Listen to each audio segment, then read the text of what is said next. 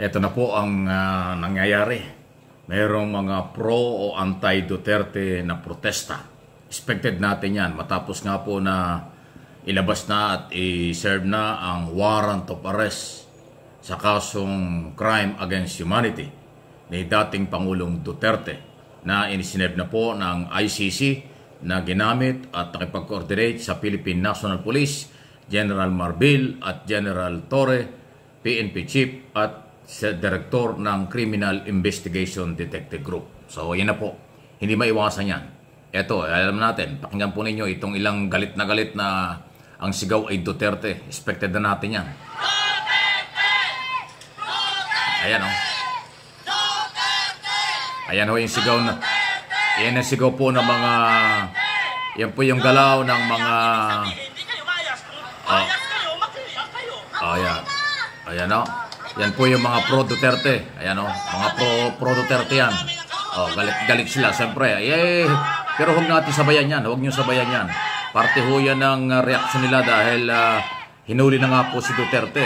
Hindi maiwasan o pagka nahuling ganyan. May mga ganyang klaseng reaksyon. Okay? Pero meron ding grupo tulad po ng mga kamag-anak ng biktima ng human rights violation. Ito, pasensya na kayo. Buko nakatayo-tayo pa. Parang bagong gising pa. Okay? Nag-rally na din po sila at nagpasalamat sila.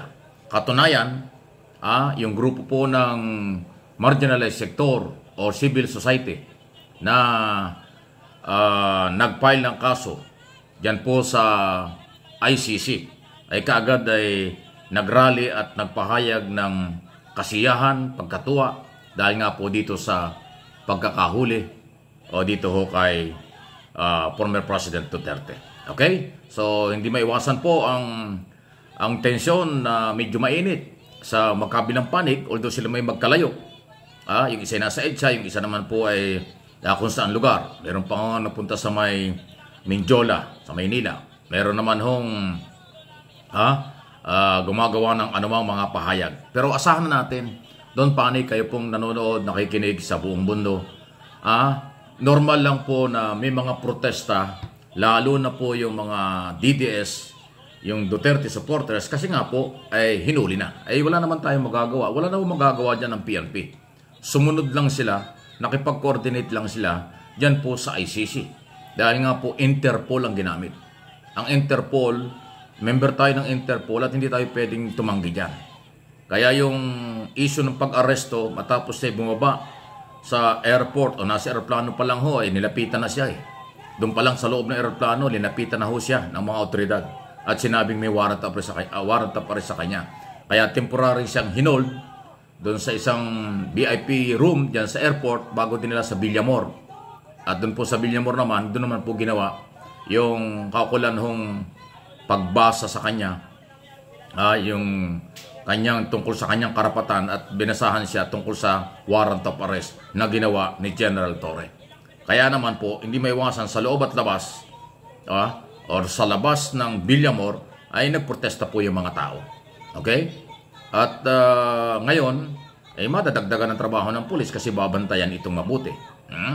Babantayan itong mabuti ng mga pulis para tiyakin na walang magiging problema o hindi makakaapekto doon sa iba naman na hindi ho nagpa-participate. Pero ang istorya pong ito ay pumutok na at pinag-uusapan sa buong mundo. Naiskan ko na nga po sa CBC News, basta International News, CNN, BBC, kung ano pang mga international media organization, pumutok na rin ang balitang ito. Kasi nga, Philippine former president na kinasuhan sa ICC tapos nagkaroon ng warrant of arrest. So, ako naman at tayo naman naniniwala na yan ay parte ng rule of law. May complainant na mga Pilipino, kaya siya ay iniimbestigahan at kinasuhan at iniimbestigahan, kaya may warrant of arrest. So inuulit ko, katulad na sinabi ko na sa ibang mga oras at topic natin, ito po ay siya ay suspect pa lang dahil hindi pa nababasahan ng sakdal. Pag nadala na yan doon sa Europe at binasahan ng sakdal, doon na ho magsisimula ang pagiging akusado. Ngayon, suspect pa lang siya sa human rights violation, crime against humanity. Kasi inaresto pa lang siya. Isusurrender yan ng ating pamahalaan sa ICC prosecutors para dun ho basahan ang kaso. At pagkatapos mabasahan ang kaso, may tuturing po siyang akusado na. At yan po ay may trial. Kaya nga lang ho, non-bailable yan, hindi po makakalaya. Kasi ang crime against humanity, wala pong pansamantalang paglaya yan eh. Kulong talaga habang may trial. Pero ang trial, dun po sa Europe, sa Norway, Netherlands. Hindi po yan dito. Doon po ang headquarters ng ICC, kaya doon gagawin ang trial.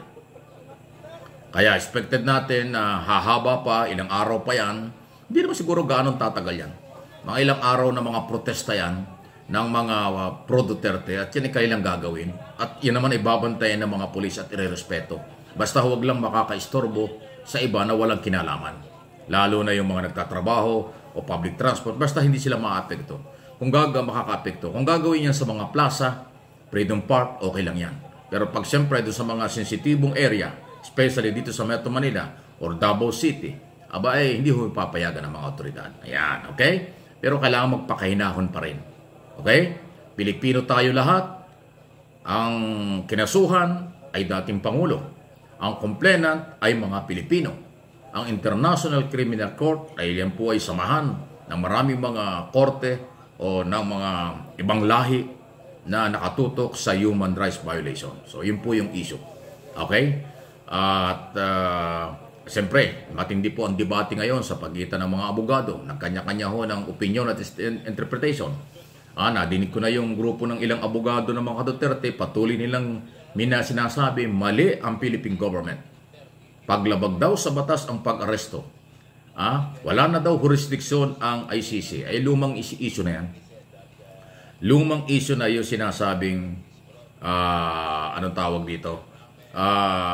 Walang jurisdiction kasi ho yan ay malinaw na mayroong jurisdiction before, okay, na mag-file sila ng kaso. Kasi itong kasong ito, 2017 pa.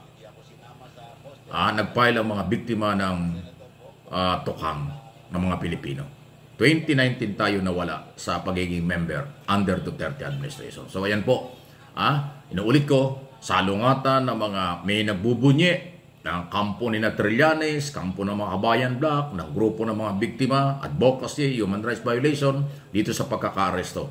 Meron namang umiiyak, nagagalit, sa side naman ng mga Duterte. So pareha sila. Yung pinarinig ko nga sa inyo, nagsisigawan, Duterte, karapatan nila yun. Pero ang mga abogado, ito yung ating paalaala, ang mga abogado, bago nyo paniwalaan, inyo munang kilatisin. Saan ba sila? Siya ba ay abogado ng mga Duterte o abogado ng mga biktima? Kasi pagka po yan ay hindi nyo alam, malilito kayo. May kanya-kanyang interpretation yan. Ngayon, kung independent lawyer o law professor at nagpaliwanag, law expert, nagpaliwanag sa kung ano ang pwedeng mangyari, ating paniwalaan nyo. Pero ako naniniwala, meron pong proseso yan. Inuulit ko, si Digong Duterte ay ngayon suspect pa lang. Pagdating niya sa Norway at siya po, pagdating niya doon sa Europe at siya binasahan ng sakdal, doon pa lang magsisimula ang pagiging akusado niya at magkakaroon ng trial. Abangan natin. Mahaba-habang usapan ito at coverage, pero dyan lang po kayo.